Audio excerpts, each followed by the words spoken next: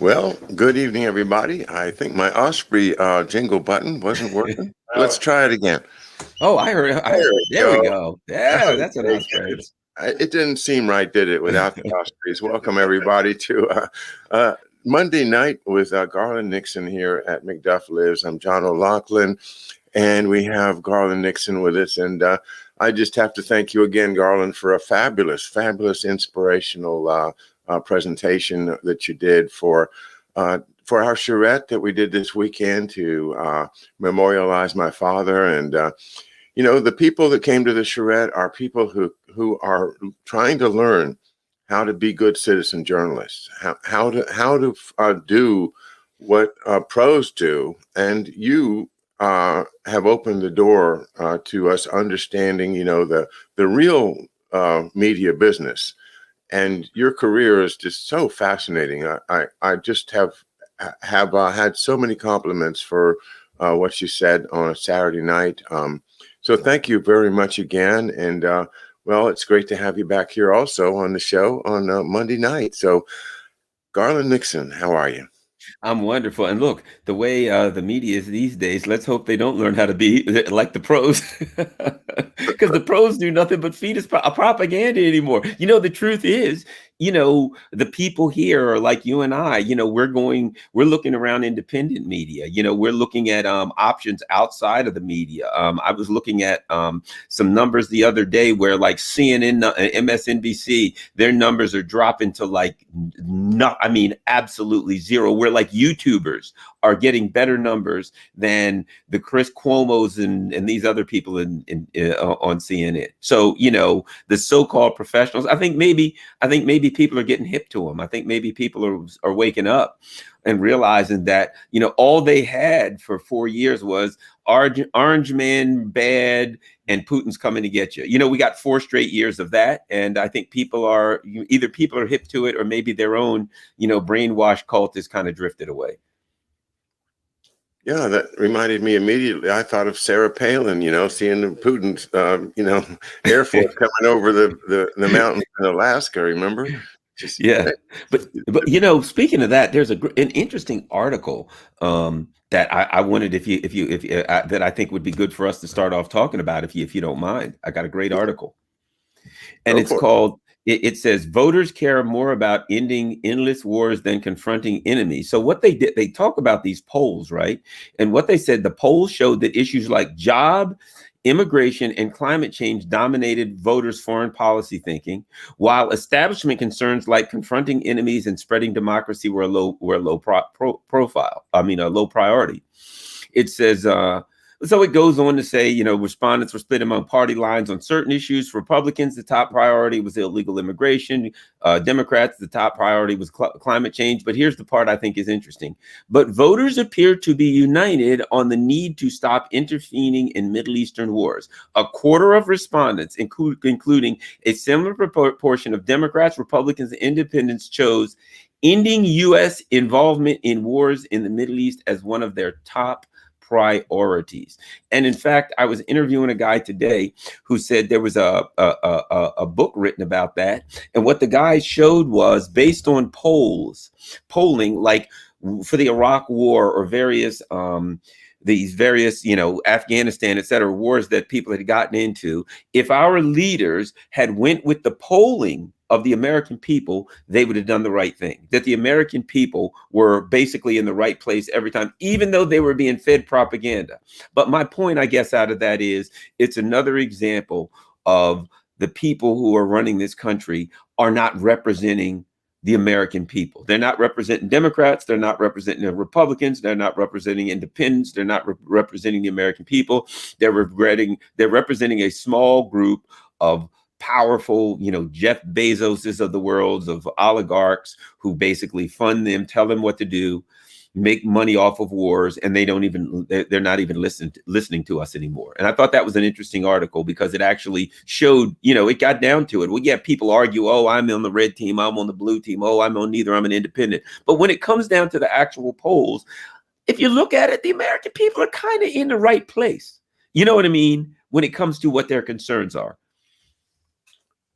That's reassuring to me because we're being always told that, you know, the other side is just full of wackos. And, you know, the idea of that the American people still have a good common sense, a sense of what is true that is in common in the community or in the jurisdiction. That common sense is what we have to survive as a nation. The idea that we think pretty much the same on a lot of those issues is reassuring, I think. But it also reminds me of a scene in Men in Black, the first Men in Black, where Tommy Lee Jones is talking to what's his name, the great Will Smith, yeah, talking to Will Smith, yes, and he has to talk. You know, they has to talk, and he says, you know, it's like, son, you know, the people individually are very intelligent, and you know, they can do good things, but people in mass are stupid as can be, and you cannot let them, you know, make the decisions.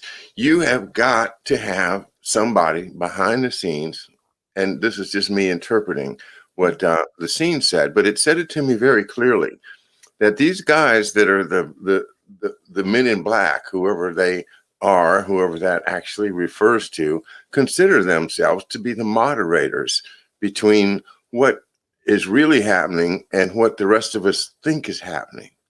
And they take that upon themselves, and that passes somehow for intellectualism or journalism or economic theory. It disguises itself in all different ways. But what they're really saying is, you can't handle the truth. Yeah. And you know what happens is you start to the more you look into it. There's not a God.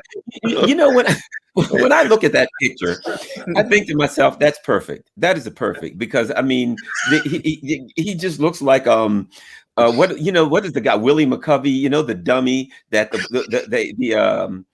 a ventriloquist had a dummy that sat on his Edgar McCarthy and Charlie something. Yeah. And you look at him, and he was just a puppet, and they just, you know, moved his mouth or whatever. And when you look at Biden, that's just what Biden looks like to me. I think one of the things, when I look at that, here's what I think of. People are like, oh, Biden's terrible. Biden's evil. Biden's like Lex Luthor or some kind of like international, brilliant, worldwide crime figure, right? To me, that goes to show just how screwed up our like political way of thinking is in America, where we're into now heroes and villains, where it's like, okay, that's the good guy and that's the bad guy. Look at that guy. He's a schmuck. If you think that this guy is running things, he's in charge, that he has some kind of a brilliant scam or scheme and he's fixing, no, I'm not sure that he knows, you know, what day it is half of the time. He's kind of lost. And the reality is, I think what when we fight over Joe Biden's a bad guy, Mitch McConnell's a good guy or a bad guy, you know, when we get into the individual names of who's the good guy and who's the bad guy and who's going to save us, because needless to say, if this guy or girl is doing us in, then there's another guy or girl that's going to save us. It's like a person somehow. And we get away from the fact that behind the scenes, look, the Washington Post is owned by the richest man in the world, Jeff Bezos, right? The New York Times is owned by the fifth richest man in the world, which is a guy named Carlos Slim, the billionaire guy from Mexico, the big guy with all of the cell phone stuff in Mexico, right? So really, Biden, you know, he's just an idiot who they put out there. And to some extent, I think Biden is their favorite kind of leader. You know what I mean? They want a hollow shell that they can put out there and tell the person what to do. They'll be somewhat befuddled and confused, and they'll do what they're told, you know? And I think that's what we're looking at here anymore. This empire that we live in, and to me, it should be obvious to everyone, is in steep decline. It is in steep decline right now. I went to the store to go fishing and to get some fishing gear, and they're saying, well, you know, the supply chains are so screwed up, and sometimes this comes in and that comes in, and it's like, okay, we can't barely ship a fishing rod or the basic things that you want to buy around our basic economic system isn't working right now. It's broken. And we got people telling us we got to go confront China or Taiwan or Russia or Iran. We got to go somewhere across the world. We got to give, I think we just gave $236 million to some country. God only knows who. I think it was Lebanon, maybe. And then we gave him another 15 million. That's probably going to all go out in bribes or whatever the case. But I actually literally talked to a guy who's in Beirut, and I was telling him that. He says, oh, that's just the bribe money. He says that 15 million goes to various people in the military in order to bribe them to get certain things done. So we're doing all of that while right here, Americans can't get their hands half the time on the basic goods that we need because our supply chains are all screwed up. And you look at that guy in charge and you realize he ain't in charge. They're just playing him like a puppet, and all of us are, it's time for us to wake up and realize what's going on. I guess that's what I'm saying. Well, yesterday we had the great Andrew Craig speak at my memorial service for my dad, and Andrew Craig, the author of Presidential Puppetry, an excellent collection of the presidents, starting with let's see, he started with Bush the first, and went right through all of them and showed how every single one of them had early CIA connections in life. And there's Andrew Craig, the fantastic presentation for us yesterday. And Andy's book, Presidential Puppetry, says that, that this has been going on since at least the 70s. And I would argue if he went back further, he'd find it going back to Lyndon Johnson. How about JFK? They put a bullet in him. Well, that's right. I mean, that's when they started being able to control the president. JFK rode in a open car. He was asserting his right to be in an open car, that we live in a free country in a civil society. And he didn't feel like he needed to have a bubble around him. That was the last person of prominence that took that risk. But the point about Kennedy was he was the last guy, in my humble opinion, of all the presidents that was not a puppet, as you just said about Joe Biden. And Joe Biden is just such a obvious one to anybody that hasn't just fallen in love with anything that's the Democratic Party, but he's also too old and just doesn't look at all presidential. That image of him there, that just looked absolutely awful. I mean, it's bad graphics, but I've heard it said, and I can't remember who it was, but that the Democrats really didn't want to have. There's that book, Presidential Puppetry. They didn't really want Biden. What they were hoping for was Cuomo. Well, to say this, believe it or not, this is going to sound crazy, but not crazy, but who I heard the Democratic Party actually wanted? Amy Klobuchar. And then Biden wanted to pick Amy Klobuchar as his vice president, but there were some issues with the George Floyd thing, and she was involved in something somewhere. So they decided not to go with her, and they went with Kamala Harris. But I mean, and this is what I get into. Joe Biden, Amy Klobuchar, Kamala Harris, to me, when I look at them, 6 in one hand, half dozen in the other for all of them, because what the system, what the machine tells them to do, they're going to do. But it's funny, you talk about the CIA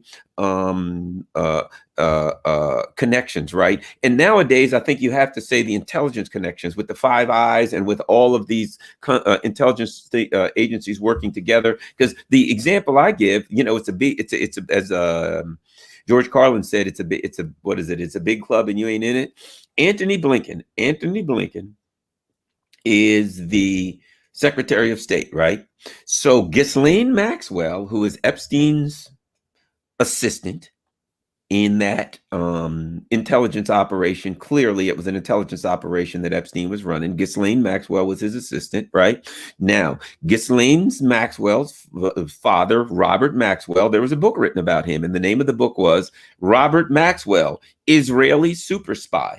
So Ghislaine Maxwell's father was an Israeli spy.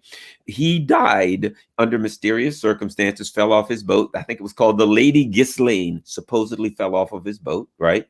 The last person to talk to Robert Maxwell, Israeli super spy, before he died was Antony Blinken's stepfather, who many suspect was also a Mossad agent. When Robert Maxwell died, they took his body to Israel, where the then prime minister met his body at the airport. They had a ceremony for him, a state ceremony, and he was buried with great honors. This is Ghislaine Maxwell's father, Epstein's assistant, buried with great honors because he was an Israeli spy. And there were many who argued that he was like a double, triple agent. He was a spy for them, a spy for the Russians, a spy for the British. He was just one of these guys that was in the middle of everything. And maybe that's why he ended up dying in having an untimely demise. But I get all that back to say this. A couple of things are obvious. One, Robert Maxwell was an Israeli spy. Two, if he was an Israeli spy and his daughter was involved with Ghislaine Maxwell was involved with Epstein, then both of those, they were both Israeli spies, and Epstein's child sex operation was a intelligence operation, right? But again, Antony Blinken is the Secretary of State. His father appears that he was at least in some way, shape, or form involved in Israeli intelligence. So it's like Andrew gives the connections to the former presidents that very early they had CIA. Well, you know what? When you go through this Biden government, and probably most of them, when you look at these secretaries of this or that or whatever, you're going to find connections. And another thing, I don't know if I'll leave it at this. What I find interesting, like Bob Barr, who was nothing but a CIA puppet. That's all he was from the very beginning, right? His father was CIA. Isn't it interesting when you start looking into a lot of these people in the government who get to high places and who are involved in the intelligence? They've got a long line behind them that was involved in intelligence, like it's passed down. Well, yeah, that what you just touched upon has been the subject of a lot of research by here on this channel and my colleagues like Mark Kulak and the great Bill Taylor who have delved into these questions, in particular about the Barr family, also the Mueller family, but a lot of the things that we observe have been washed somehow through London, through the British intelligence, and I think what they did was during the war or during the 30s, when the Nazis were just oppressing, killing people, they were selecting people to say, hey, we can save you, we can give you a good life. You just come to London and we'll teach you English. And the next thing you know, they've come over to the United States, and then you find that their children or grandchildren are still working for the best interests of the people that saved them. That being, the British intelligence or somebody related to the British intelligence. And I think that's what happens with somebody like a William Barr. Because his family traces back to that area called the Pale, which has been between Western Europe and Soviet and Russia, that at times was like Polish and Lithuanian and Ukraine and everything from Poland down to Ukraine. That whole sweep there was from time to time part of Russia, and it was during that area called the Ukraine. Called the Pale, that Russia allowed Jews to settle, and they lived there for like 150 years. But then in the late 1800s, as the Tsar's regime started to fall apart and get weaker, the local people, the local leaders, the the real racist local leaders started committing pogroms and just running the Jews off. And that's how so many Jews became refugees. And I think that large crop of potential, agents, sleeper agents, was harvested by British intelligence, and these folks have come into this country under the helpful hand, with the helpful hand of MI5, MI6. That's not just a theory. That's an observation that I could defend if I had to, I believe, at this point. Well, there's so many. It's interesting, that whole Eastern Europe thing. Oh, I absolutely understand what you're talking about. I'm familiar with it. And let me add this. Here's something a lot of people don't know. Okay, people look at Ukraine and there's neo-Nazis there, right? And they're like, oh man, Ukraine's the name, that's the home of neo-Nazis. And they've got an inordinate amount of power in the Ukrainian government. You know, people say it's like 15% of the country, but they've got a lot of power in the Ukrainian government. And people are like, well, how do these neo-Nazis? Their power doesn't come from there, it comes from here. One of the things that happened after World War II was there were a lot of people in Eastern Europe that were Nazi sympathizers, and that when the Nazis came to, say, Poland or Ukraine, there were people there who said, oh yeah, we're with you, that were really, kind of fascist kind of people, and became Nazi sympathizers and worked with the Nazis to kill locals and kill Jews and do all kinds of terrible things. At the end of the war, the people that were there, the regular people, were pissed. And when the Nazis left, they were probably going to hang a lot of those people, right? Because they had turned on them. They had become Nazi sympathizers, and they were killing local members of their family and friends and community. And these people were pissed. The US and Canada took a lot of those people and brought them back here. So a bunch of the Nazi sympathizers and the Nazi people that worked with the Nazis came back to the US and Canada. And that's why even now we have all of these, when people look, there are a lot of people who are these Ukrainian neo-Nazi nationalists who are just crazy. And I mean, these people, if you start looking at the neo-Nazi nationalist, the first thing you see about them, and whenever you see their influence, they hate Russians. And who did Hitler hate the worst? Who did Hitler hate the worst? He despised the Russians. And these people, so when you look, I don't know if, you look into, and there's a couple of names. I don't know if you're familiar with the Chalupa sisters, Andrea Chalupa, who worked with the Democratic Party. They are Ukrainian nationalists. If you want to see what the Ukrainian nationalists look like, go to their Twitter feed. They are mad crazy. Every other tweet of theirs is some fire-breathing hate against Putin or the Russians, right? They're just crazy people. And they worked with the Democratic Party in Ukraine, with the Ukrainian embassy, on behalf of the Democrats, of the Clintons, etc., in order to take Trump out. And they were the ones like they were at the heart of Trump's a Russian bot, Trump's this and that, because they're just, they're, in my opinion, they're neo-Nazis themselves, in my opinion. The Christina Freelands in Canada, there's so many people who, when you look at them and you start going back their history of their parents, you start finding Nazi sympathizers one generation back, and if not in the very generation they're in. So the connection to, everybody, a lot of people now are waking up realizing, what are we doing as a country funding these neo-Nazis in Ukraine? But they don't realize the neo-Nazis in Ukraine, their power comes from here. And I just find it interesting that the Democratic Party, of all people, I mean, look, let's face it, John McCain, there's so many people in both parties who are involved in funding them and sending their people over and making money. But I find it interesting that they're so entrenched in the Democratic Party, these like neo-Nazis. And here Joe Biden's like, oh, Charlottesville, he's running on it. Charlottesville, tiki torches, neo-Nazis. It's just terrible. I'll never allow that in America. And you're literally funding and supporting and working with Nazis. It's just unbelievable. Not neo-Nazis, real Nazis. It is unbelievable. And I've been saying this, how could anybody listen to Chuck Schumer? This guy is one of the most major self-professed Zionists in our Senate, a guy that has a tremendous power and certainly is one of the great, defenders of Israel.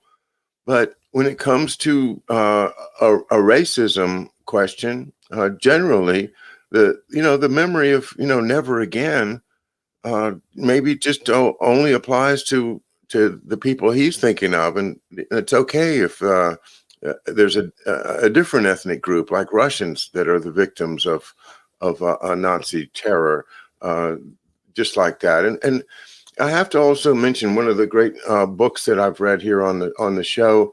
Another one that got taken down by YouTube about a year and a half ago, but the book is Christopher Simpson's Blowback.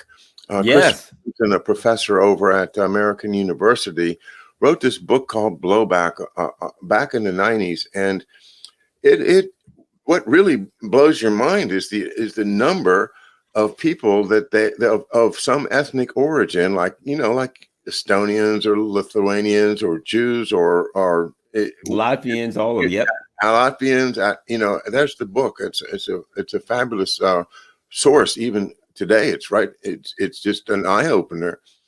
And these folks would get into, say, Chicago and become politically active, and because they had the drive to build a political machine, they were able to help Eisenhower win in 1952 when the Dulles brothers were so anxious to continue what they were doing as the director of the CIA. And John Foster Dulles, of course, had a shoe-in to be the State Department of State with the Republican Party. So the Republicans won with the assistance of very similar things that we're talking about now, including Stephen Bandera, the infamous leader of that group. He was here in the United States. Wow. And so many of these other ones that we read about, the OUN, as you've reported on what this is. And the other aspect we haven't touched upon, of course, is organized crime and Kolomoisky and that connection, where it's not like we just gave them the money. It's like, there's serious muscle behind these deals. Yeah, and now, I mean, people are waking up to realize that, our government has an incestuous relationship with organized crime, that we have there's basically that our media, our intelligence group, community, all of them have won. I got an article that I'm gonna comment on very, very briefly, but there's an article in the New York Times, right? And this is the article: CIA scrambles for new approach in Afghanistan. The rapid withdrawal of U.S. troops has left the agency seeking ways to maintain its intelligence gathering, war fighting, and counterterrorism operations in the country. So they're arguing in this article is Biden's or whoever, the troops are coming out, but the CIA is trying to figure how they can maintain their bases and keep doing what they're doing. So, but I mean, if you think about it, how can the U.S. leave Afghanistan, yet the CIA still continues to do everything in Afghanistan as though we never left? That's pretty much the argument, right? That's the article. But here's the part: you can read the article and you can see, well, that's problematic by any stretch of the imagination. But here's the big part of it. It's in the New York Times. And when you read the article, you look at it and you're like, well, that was written in Langley. I mean, think about it. Could you write a long article and say, the CIA wants to do this, and insiders in the CIA say they'd like that, but the CIA would much prefer this? Now, when they used to do that, they wanted this. But now you read this article, and it is an article for the CIA expressing the wants and needs and beliefs and aspirations of the CIA, right? How are they going to do this? The CIA is questioning that, but they don't like this. The only way you could write that article is if you are a public relations team for the CIA. So when you read that article, you read it and it reads like a news article to most people. Hey, this is what the CIA would like in Afghanistan. But the first thing I think is, who the hell wrote that article? And were they interviewing the CIA?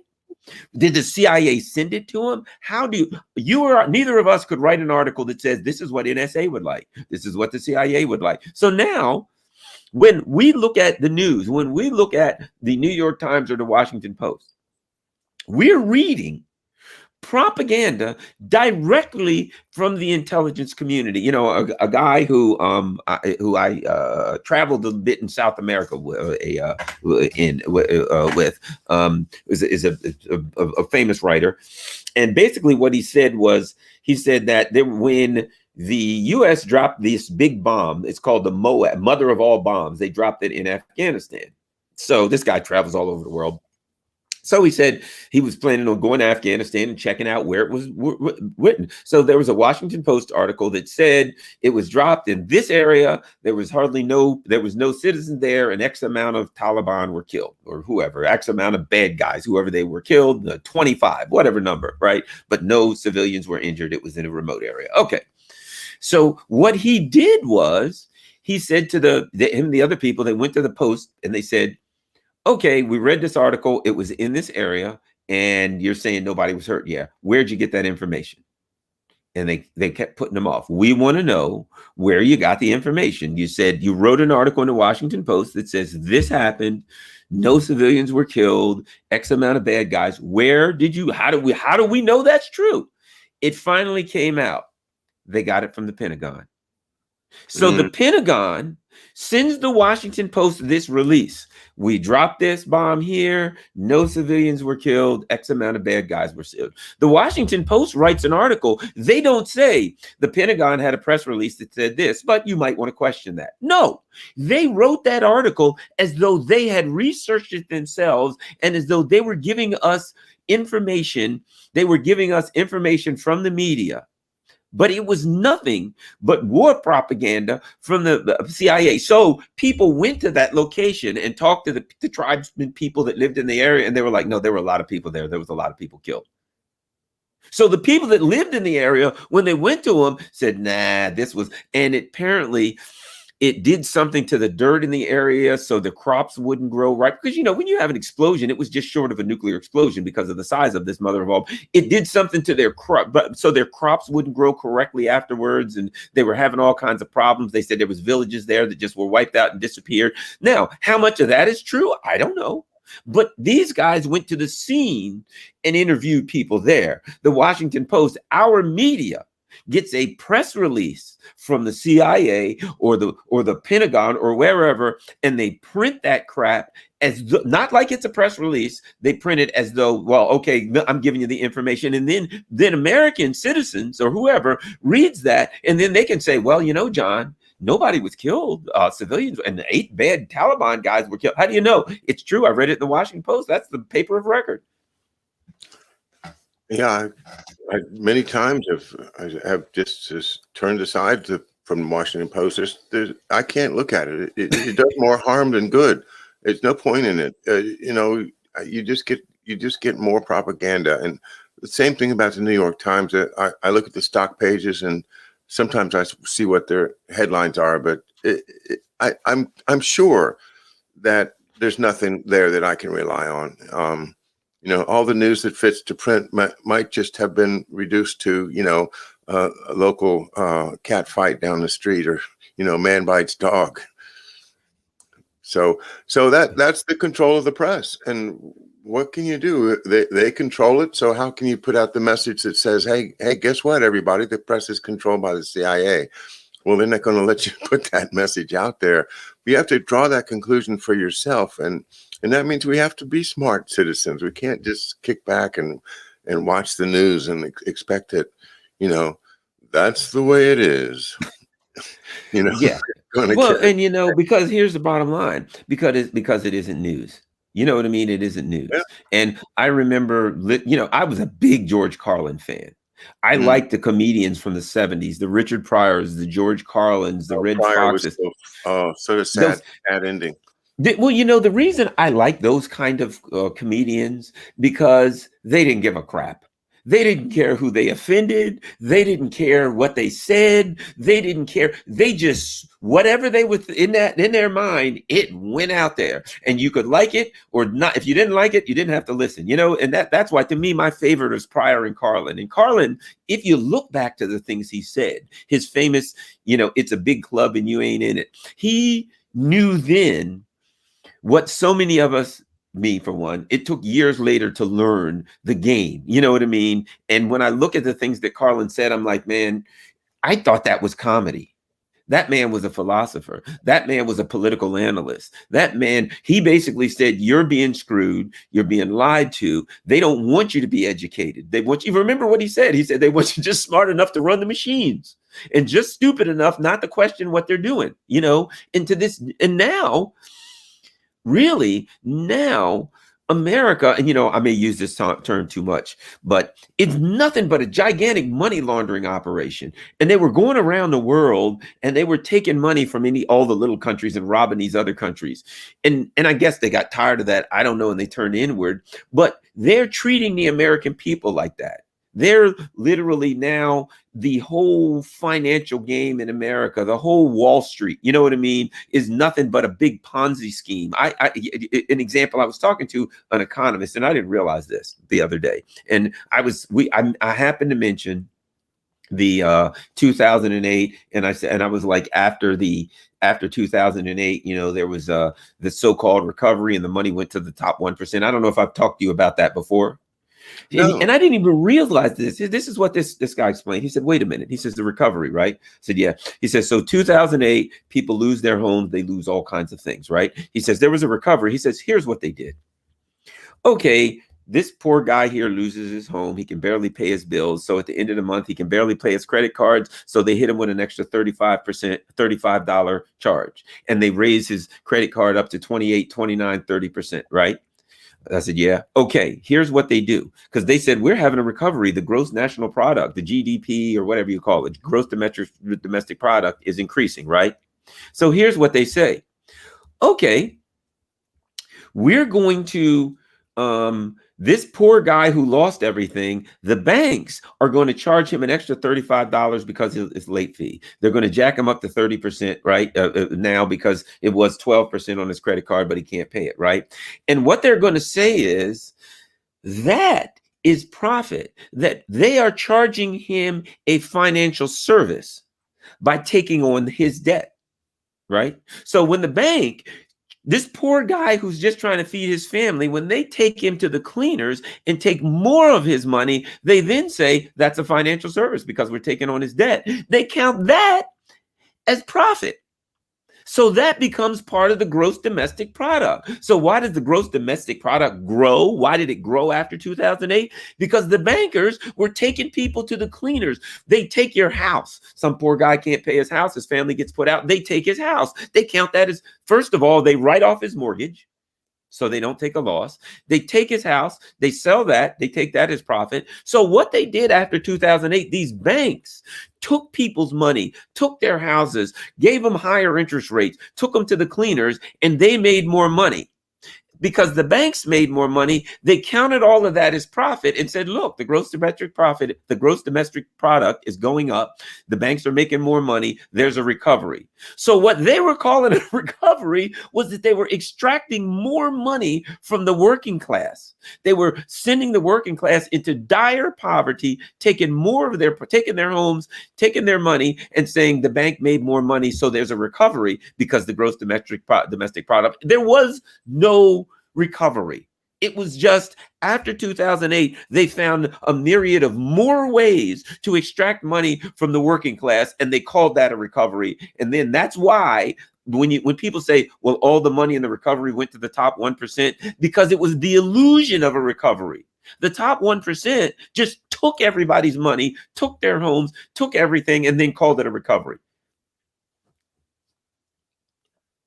Well, what are we going to do?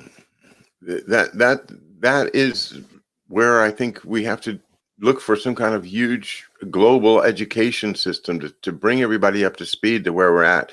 As so many people have said, and I've been really focusing with a lot of the economists over at Schiller Institute and LaRouche organization that are proposing, here's what we need to do. And of course, restoration of Glass-Steagall. Mm-hmm. The restoration of FDR's Glass-Steagall, which was gutted back in the 90s and finally gotten rid of right around 2000, I think. Anyway, that is where the speculative capital came in and started dominating the policies of the big banks that were supposed to be only there for people, to keep your savings and to be highly regulated and something that we could rely on as an asset for the people of the country. But all of that wealth got mixed in with the speculative money, and that's where your money laundering is now conducted through places like HSBC and BCCI and over the different banks that are set up offshore in the Cayman Islands for the very purpose of money laundering. And for whom? Generally, it's for the CIA or for other of these Five Eyes intelligence agencies that are making money by doing that drugs for arms thing that we've seen so many times in our lifetime with Ollie North and going back to the Hallowell plan in Taiwan and the importation of heroin into the United States under George Bush the First, when the Bloods and the Crips got it, and that whole idea that the CIA has been a organized crime organization has been, Doug Valentine's life work, and his great book, The CIA as Organized Crime, says it right there in the title. We need to shake people to wake up. We've got a big problem here. If the CIA doesn't cooperate with the organized crime, it's just like, the guy that doesn't pay the loan shark. You're going. The CIA people are vulnerable. This is serious dark money, and if you've got some derivatives from some exotic transaction that you don't know whether they're worth anything or not, but you have something on somebody, then you can take those derivatives that might be worthless, and you go to the site and say, hey, get this into the next congressional bill. They'll take this as a payment for some Christmas tree ornaments on the F-35 or something, and just wash it in there. This is what I'm saying, is that we have been infected with a terrible case of money laundering that is huge. I mean, as big as our economy itself, if not bigger, in my opinion. And that we've got to do something about that. Harley Schlanger's advocates that we take the banks through a bankruptcy. You guys are bankrupt. This paper is really worthless. You can't keep trading it back and forth and charging each other interest on it. It's dead. It's over. If we don't do that, then the paper that's going to be worthless is going to be the ones with George Washington's picture on it, and we're going to be all broke. Yeah, well, look at 2008. 2008, Citibank was worthless. It was broke. It completely went broke, right? And there were people in the Obama administration saying, "Well, the government's going to have to take over the Citibank. It's going to have to be a state-run bank because it's broke, it's worthless, and there's nothing that can be done with it." Okay. So, but then the Obama people at the top, let's not forget that it came out. There was an email that was sent to the Obama people early during his transition that had a list of people that they wanted in his cabinet, and every one of them was in his cabinet. So Citibank picked his cabinet, right? So when I think it was Janet Yellen and some other people that were like, yeah, we're going to have to take the bank over, it's worthless, and Obama and his people overruled them. So this was a bank that had no assets. Imagine if I have a business, and everybody, I guess I don't have to repeat this, it's redundant, everybody knows this, but if I got a business and I'm selling something, widgets, and I make mistakes or screw up or do something illegal, and I go out of business, I'm out of business. It is what it is. So Citigroup, Citibank, they do all kinds of crazy stuff. They go completely are out of assets, out of everything. The government bails them out. keeps them in business, and they take money. And what, of course, you know what they do? They start giving each other bonuses and all kinds of crazy stuff like that. And the sad part, I think, too, that is that so many Americans, luckily, you know, a lot of people here have, and you have, we have, but a lot of Americans didn't learn anything from that. You know what I mean? A lot of Americans still kind of looked for the same people to hopefully, you know, they had some hope that these same people would wake up, or that some other part of this machine would save them. And I'm a believer in this, and there being that people. That's why I got away from the parties. I'm an independent. I don't see any part of the US empire that works for the American people anymore. I don't see any hint of our government. Search it from top to bottom, and I can't find any part, any policy, anything that works in favor of the American people anymore. There is a small donor class. They give them everything they want. The economy is a fully financialized economy. Even corporations, where there used to be, and I've dealt with this in some things that I was dealing with a few years ago that really was terrible, but the corporations, where before a corporation would make and sell something. This is what this corporation did, Campbell Soup or whatever. They made or sell soup. The corporations did something, right? Now, the corporations don't have a value as a corporation to make and sell soup. It has a speculatory value, so that BlackRock or Apollo or one of these buy this corporation, so that another speculator will think the corporation is worth more, or they could combine it with 3 other corporations and turn it over and sell it for more. Or they can take it apart and cannibalize it, lay half of the employees off, sell the assets, take some loans out against it, and find another way. We have a financialized economy where there is no industry for the sake of industry. There is no industry that makes things for the sake of creating a profit. Now, the only value of these corporations is for speculators to say, how can I take this corporation and make money? And when the corporation makes a profit, which most of them aren't anymore, they don't even care, they don't need to. When they make a profit, 90% of corporate profits now go back into buying their own stocks. So even when people say, well, let's give this corporation a tax cut or this kind of money or whatever, so that they can buy more buildings, they can hire more people. No, that's not what corporations in America do anymore. This is a financialized economy.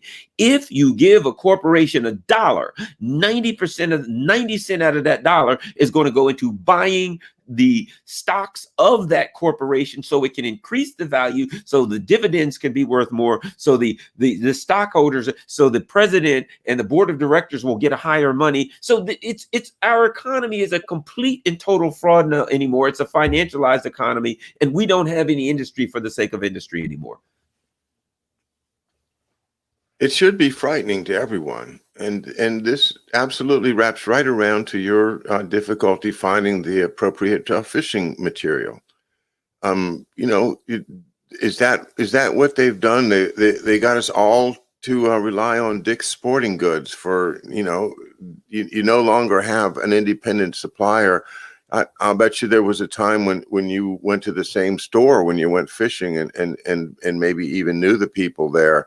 But that kind of thing has been taken away too. We lose our personal relationships with the merchants when it all goes into a corporate style. And then if you don't have a Dick's Sporting Goods in your town, then you might not be able to get any sporting goods anymore. It's not like there's going to be that store on the corner that used to be there where you could get your bikes and your tools. I like the idea of rebuilding from the local areas, and somehow we've got to have a policy that supports local industry, or else because we are losing it. That's the trouble. What the price of lumber a couple of weeks ago was in the headlines, and you mentioned about supply chain problems in getting the equipment you need to enjoy fishing. They don't want us to be able to be self-sufficient. They don't want us to be able to live off the fat of the land and enjoy, the land of pleasant living here, as you know, our Maryland slogan used to be back in the 50s. It is a beautiful place to live, and if they don't clean up the bay and do things to help the environment, then they turn us all into people that are willing to take that frozen fish from from wherever and buy it at Walmart and call that a fish dinner.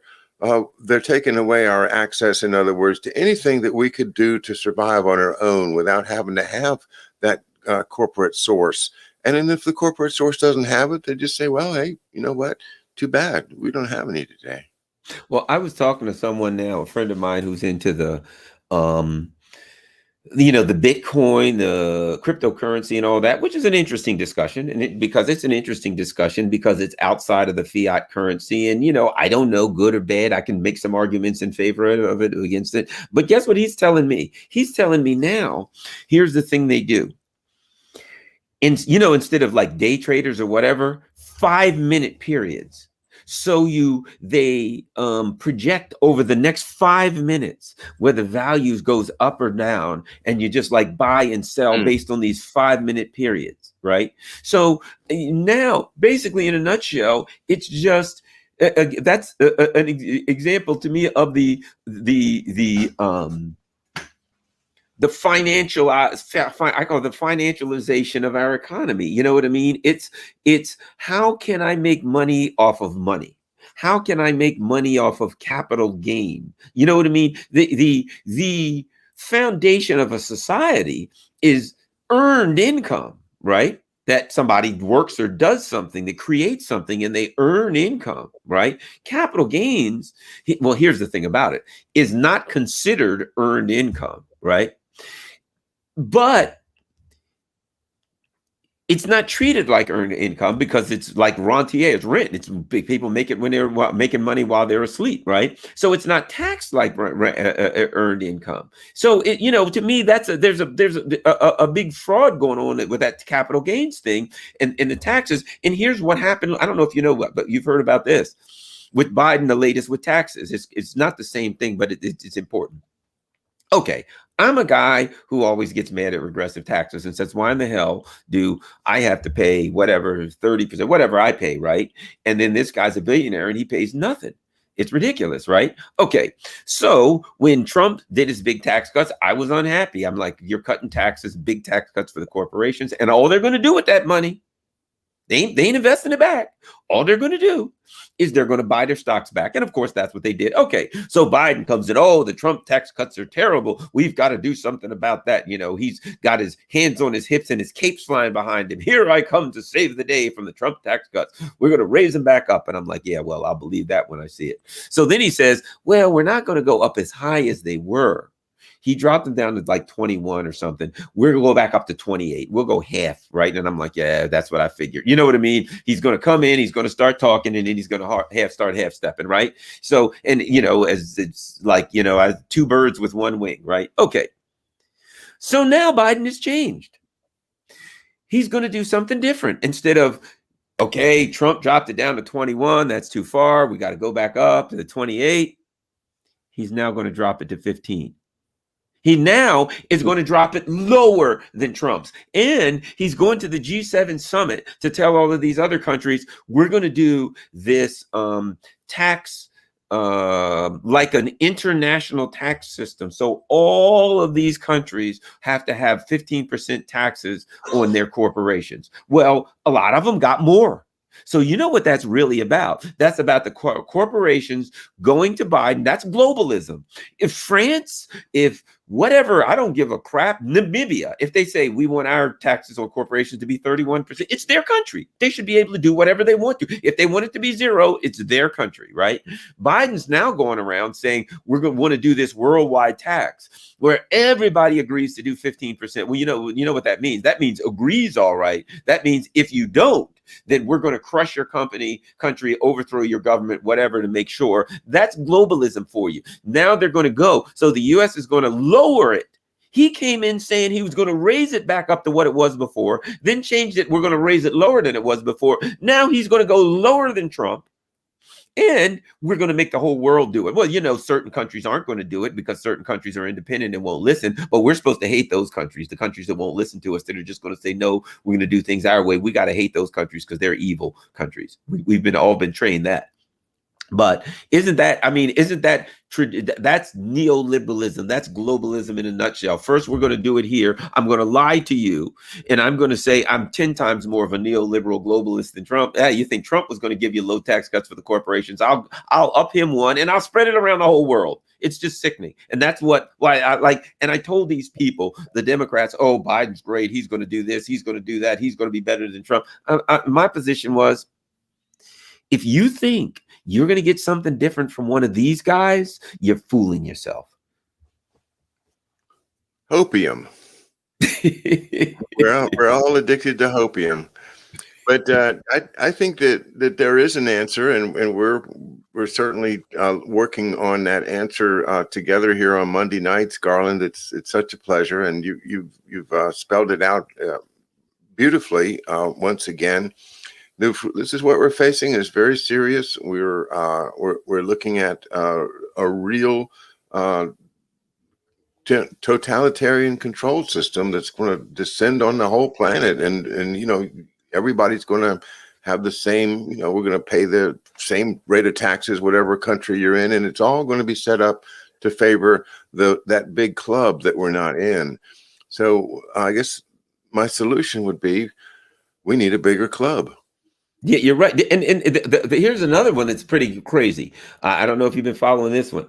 So Jeff Bezos and Elon Musk, as of course is always the case, we're both fighting for this gigantic, like $10 billion contract for something to do with space, right? And which is like, what does Bezos need another 10 billion, or Elon Musk, or any of them, right? So Musk wins and he gets the $10 billion contract for the federal government. Okay. Bezos starts whining. There's a bill now in the Senate to do another one and give Bezos a $10 billion contract also. Now think about that. Yeah. And 10 billion. The richest people on the planet already. It's like Oprah Winfrey. Look under your chair, billionaires. You get a $10 billion contract. Everybody gets a $10 billion contract. You know who doesn't? The working class, the working stiffs. The working stiffs, our roads crumble, our bridges fall apart, our tunnels are leaking, our airports are 25 years older than everybody else's in the world. They got nothing for us. Bezos just like, hey, no fair. I didn't get a $10 billion contract. Up, not so fast, buddy. We got you covered. 10, is 10 enough? Do you need 11? Let us know if you need another billion, and we'll give you that. Money is no object when they're giving it to Jeff Bezos and those schmucks. When it comes to us, they don't have a dime for us. Remember, it was like $600. But Biden says, I'm going to give you $2,000. And people are like, yes, out the door. $2,000 check goes out the door. Okay, you got elected. Where's our $2,000? Well, what I really meant was $1,400. But if you add $600 that you got before, and then he changes it, so like an additional 30 million people won't even get that. So it's like from 2,000 to 1,400 to a lot of people get nothing, but Bezos gets $10 billion on a whim. It's just, that's what we're dealing with in this country. People need to wake up.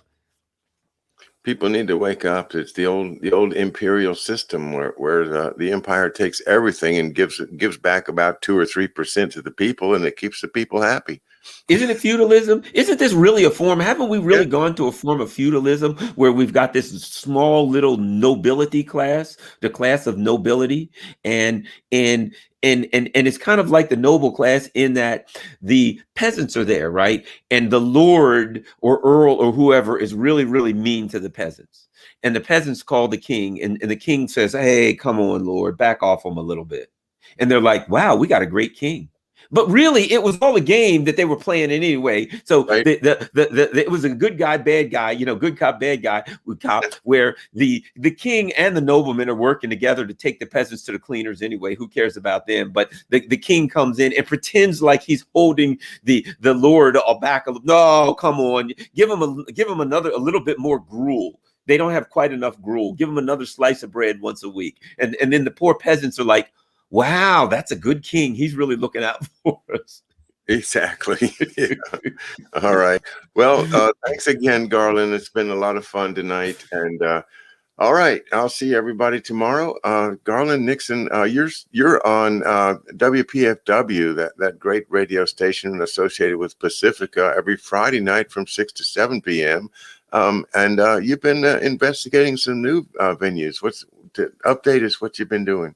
Well, I've been they've been doing my show sometimes on KPFK, which is also Pacifica in Los Angeles. So I'm hoping that I can get on there more and hopefully maybe at some point get a show in Los Angeles. It's funny, we do a fund drive, and I went on the first time I ever went on KPFK, and they weren't making much money, so I said, hey, would you, please donate some money to KPFK? Some guy called our station and sent a check for $1,000 from our station. And you know what I keep hearing about? I hate to say, I keep hearing, that they're a little too much like DNC Light, and that the bottom line is people want something different. People want independent media. Independent means independent. And that's what Garland gives us every Monday night here at McDuff Lives. Thanks, everybody, for being with us. It's been a great show. Good night.